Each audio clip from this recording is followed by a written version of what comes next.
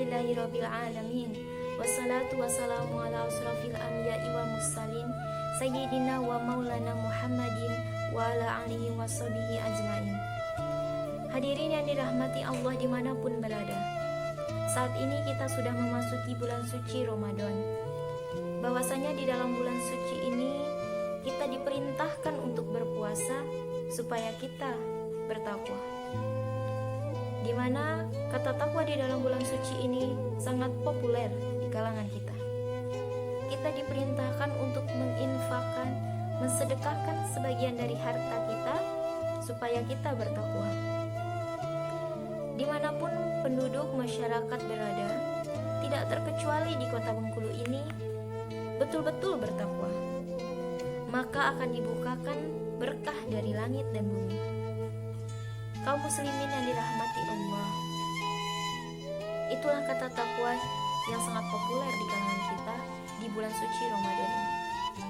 Akan tetapi, tidak sesederhana itu kita memaknai kata takwa itu sendiri, di mana kata takwa adalah puncak dari pendekatan diri kita kepada Allah Subhanahu wa Ta'ala.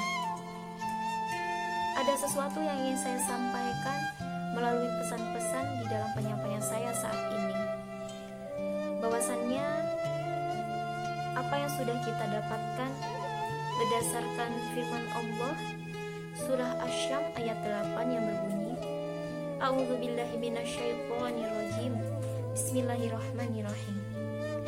Fa'alhamaha fujuraha wa taqwaha, di mana mempunyai arti maka dia mengilhamkan kepadanya jalan kejahatan dan ketakwaan. Maka kita dapat mengartikan bahwa meraih ketakwaan itu tidak segampang, tidak semudah yang kita pikirkan, karena dia berkompetisi dengan fujur yang sudah disampaikan di dalam Al-Quran. Dari segi perbedaan di antara keduanya, bahwasanya fujur itu merupakan tindakan lari nafsu, sedangkan takwa itu sendiri berpijak dari hati nurani. Maka kita harus berhati-hati apabila kita mengedepankan fujur kita, maka nafsulah yang akan kita rasakan dan kita lakukan. Kemudian yang kedua, objektivitas dari fujur itu sendiri adalah pembenaran, sedangkan takwa itu adalah kebenaran. Sebagaimana kita sudah melihat banyak sekali yang kita tahu bahwa tidak ada orang yang akan mengejar kebenaran, tidak akan mencari kebenaran, karena mereka akan senantiasa mencari pembenaran, karena akan dianggap benar oleh orang lain. Padahal sesungguhnya dia tidak pernah mencari kebenaran dan tidak berpihak kepada kebenaran. Kemudian yang ketiga, pola pikir dari fujur itu adalah manipulatif, sedangkan takwa itu adalah sangat objektif. Bagaimana orang yang sudah mengedepankan fujurnya itu akan membolak-balikkan data. Dia akan pintar sekali memberikan berita-berita hoax, tidak bisa mempertimbangkan apa yang menjadi sesuatu yang harus dinilai.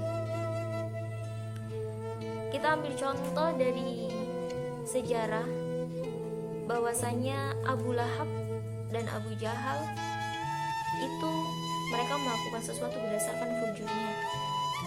Akan tetapi hati kecilnya, nuraninya mengatakan bahwa Rasulullah Nabi Muhammad SAW itu merupakan utusan Allah.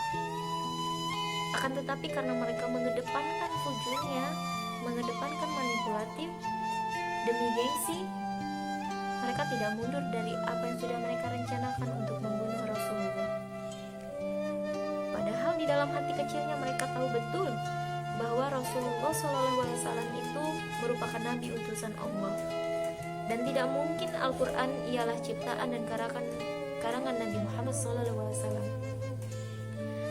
Oleh karena itu, kerjanya sangat sembarangan, sedangkan takwa kerjanya sangat profesional, tidak sembrono dan tidak sembarang dalam mengambil keputusan.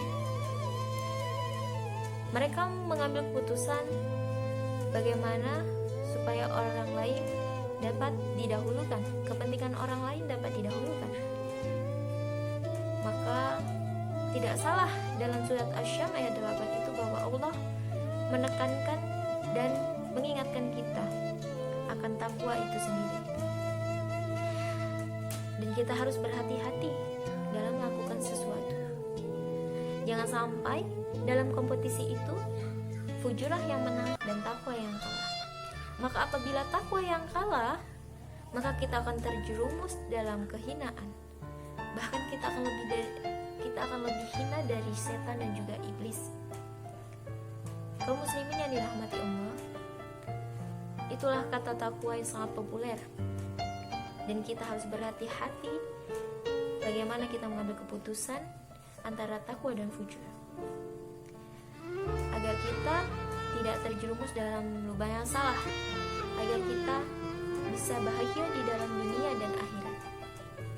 Baiklah, itulah yang dapat saya sampaikan di dalam ceramah agama yang singkat ini.